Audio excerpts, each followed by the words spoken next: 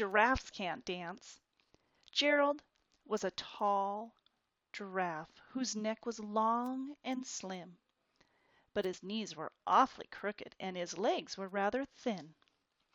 He was very good at standing still and munching shoots of trees, but when he tried to run around, he buckled at the knees. Now, every year in Africa, they hold the jungle dance, where every single animal turns up to skip and prance. And this year, when the day arrived, poor Gerald felt sad, because when it came to dancing, he was really very bad. The warthogs started waltzing, the rhinos rock and rolled, the lions danced a tango that was elegant and bold. The chimps all did a cha-cha with a very Latin feel. And 8 baboons then teamed up for a splendid Scottish reel. Gerald swallowed bravely as he walked toward the floor, but the lions saw him coming, and they soon began to roar. "Hey, look at clumsy Gerald!" the animals all sneered. "Giraffes can't dance, you silly fool! Oh, Gerald, you're so weird!" Gerald simply froze up. He was rooted to the spot. "They're right," he thought. "I'm useless. Oh, I feel like such a clot."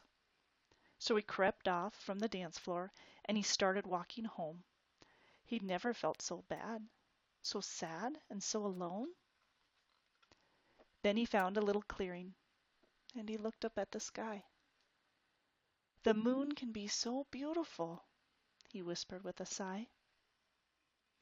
"Excuse me," coughed a cricket, who'd seen Gerald earlier on, "but sometimes when you're different, you just need a different song.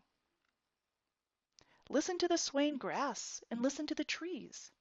To me, the sweetest music is those branches in the breeze. So imagine that the lovely moon is playing just for you. Everything makes music if you really want it to." With that, the cricket smiled and picked up his violin.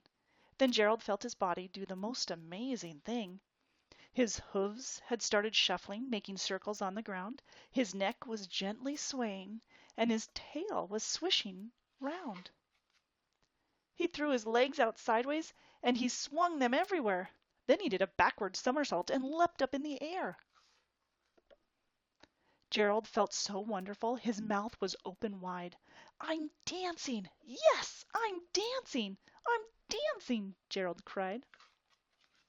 Then one by one, each animal who'd been there at the dance arrived while Gerald boogied on and watched him, quite entranced. They shouted, "It's a miracle! We must be in a dream. Gerald's the best dancer that we've ever seen." "How did you learn to dance like that? Please, Gerald, tell us how." But Gerald simply twirled around and finished with a bow. Then he raised his head and looked up at the moon and stars above. "We can all dance," he said, "when we find music that we love.